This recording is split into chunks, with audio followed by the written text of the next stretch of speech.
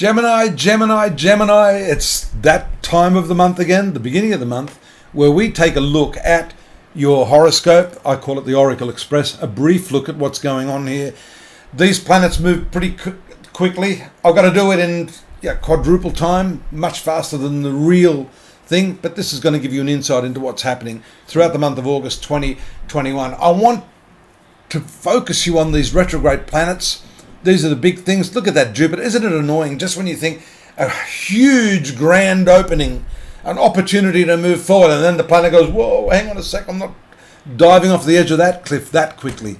It's a revisionary period, and look at it happening up there right in the top part of your horoscope near the career sector. So some change that may have been imminent may not be so imminent.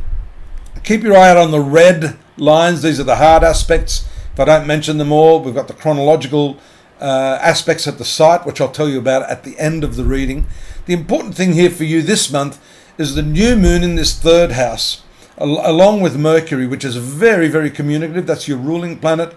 There it is there on the 9th, where you've got that opposition to Saturn.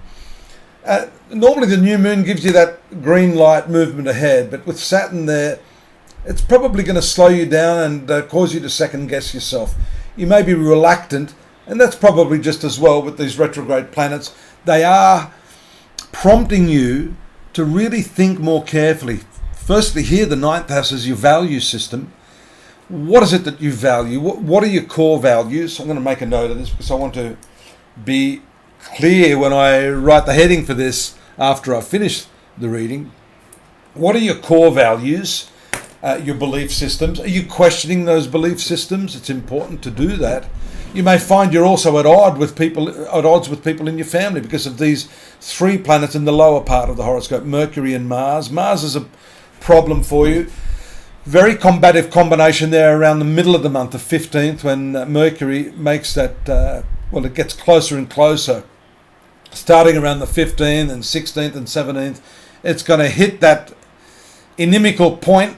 That look at the square aspects there to the moon, also in the 7th house. That could well be disputes with someone in your family, notably your spouse or significant other. Could be business partnerships as well that are drawn into the confrontation. That 3rd house new moon is important for not only looking at the way you reevaluate that value system, but it's how you convey your ideas. Sometimes it's more about the packaging than the gift that's inside, is what I'm trying to say. Pluto moon conjunction in the 8th house is shared resources, sexuality. Then it's betwixt Pluto and Saturn. You can feel a bit of pressure there around the 20th and 21st. And that is the sector of those values. And then we see the moon making conjunction with Jupiter and moving to that full moon phase. So this 9th house is very clearly an important focus for you this month, getting your value systems right, and remembering that even if you have a difference of opinion with other people, sometimes it's better to shut your trap, let them talk, and realize that you're not going to easily change other people's minds, just as they're not going to change yours. Focus on the family is shown, especially when the sun enters this 4th house. On the 25th, Mars and Mercury are combative, sure, but they're also constructive in a way. A lot of thinking, a lot of action.